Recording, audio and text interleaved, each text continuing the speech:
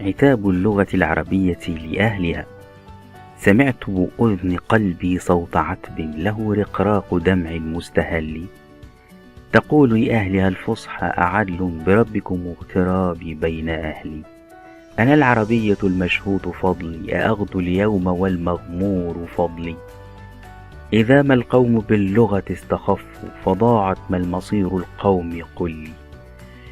يحاربني الأولى جحدوا جميلي، ولم تردعهم حرمات أصلي. وفي القرآن إعجاز تجلى، حلاي بنوره أسنى تجلي. وللعلماء والأدباء فيما نأت غاياته مهدت سبلي.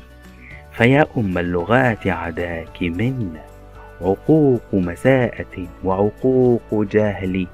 لك العود الحميد فأنت شمس، ولم يحجب شعاعك غير ظلي. خليل مطران الشاعر ولد في بعلبك بلبنان 1871، وانتقل إلى بيروت للدراسة في المدرسة الكاثوليكية، حيث استقى العربية من مناهلها الفياضة على أيدي أبناء أسرة خليل اليزدي. اشترك في الكفاح الوطني من أجل استقلال لبنان عن الدولة العثمانية، فتعرض لغضب السلطان وفر إلى باريس عام 1900، وهناك درس الأدب الفرنسي وترجم من اللغة الفرنسية إلى العربية، ثم هاجر إلى مصر عام 1902 وظل بها حتى توفي عام 1949. لقب بشاعر القطرين مصر ولبنان، وكان يكتب في التاريخ والفلسفة والأخلاق. يترجم هذا النص لاتجاه ساد في ذلك العصر الدفاع عن اللغة العربية الفصيحة والوقوف في وجه من يهاجمونها في الداخل والخارج. وقد تعددت صور الهجوم عليها بالنقد أو بالتعبير في ملامحها الأصيلة أو باستخدام ألفاظ أجنبية، بل تفضيل لغات أجنبية عليها أو تغليب العاميات عليها، ظنا أن العربية جامدة لا تواكب العصر الحديث. وهنا يتصدى المحبون المخلصون لهذه اللغة من الأدباء والشعراء لتلك الهجمة الشرسة، ومن هؤلاء طه حسين الذي حمل لواء الدفاع عن العربية، وتضامن معه الكثيرون من الشعراء فكان لهم دورهم المشهور، ومن أبرزهم حافظ إبراهيم في قصيدته الشهيرة اللغة العربية تعني حظها بين أهلها، وعلي الجارم في قصيدته اللغة العربية، وكلاهما ينتمي إلى الاتجاه المحافظ في الشعر العربي.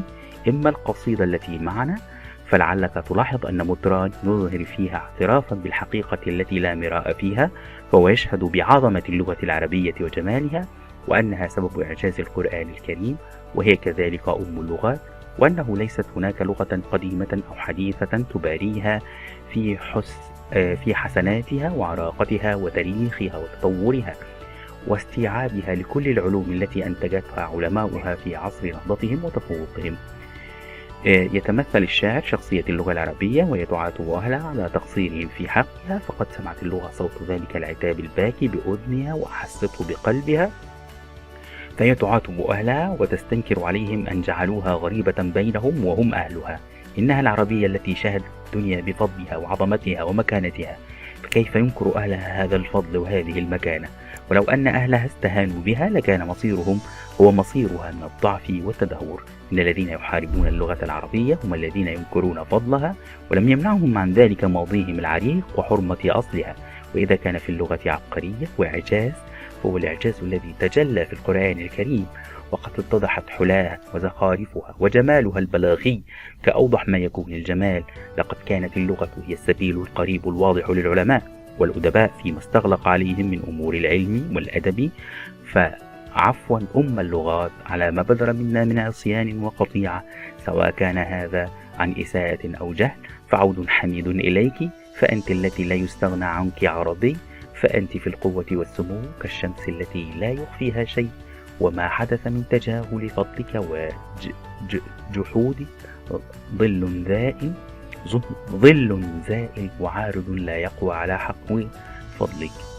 تتمثل الموسيقى تتمثل في الوزن والقافي الموحدة التي جاءت مكسورة للدلالة على انكسار نفس اللغة العربية بسبب الإهمال الذي أصابها، وهذه هي الموسيقى الخارجية. أما الموسيقى الداخلية فهي في حسن اختيار اللفظ وجودة الصياغة وترابط الفكر وتسلسله وروعة التصوير. المحسنات البديعية: تأمل كلمات النص تجد التضاد بين المشهور والمغموض موضحا أنه يؤكد المعنى. الأساليب: تنوعت الأساليب بين الخبري والإنشائي، فمن الأساليب الإنشائية قوله: أعدل بربك اغترابي بين أهلي.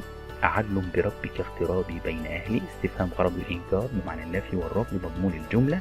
أخذ اليوم ما المغمور فضلي استفهام غرض الإنكار بمعنى التوبيخ واللوم أو أي ما ينبغي أن يكون ذلك. الخيال والتصوير: تأمل النص تجد أن الشاعر نحى نحو الخيال والتصوير متكئا على الاستعارة والتشبيه، كما في قوله: تقول لأهلها الفصحى. تقول لأهلها الفصحى هي استعارة مكنية حيث صور اللغة بإنسان يخاطب أهله وسر جمالها التشخيص. سمات أسلوب الشاعر: سهولة الألفاظ وفصاحتها وعمق المعاني والفكر وإحكام الصياغة واستخدام لغة الحوار.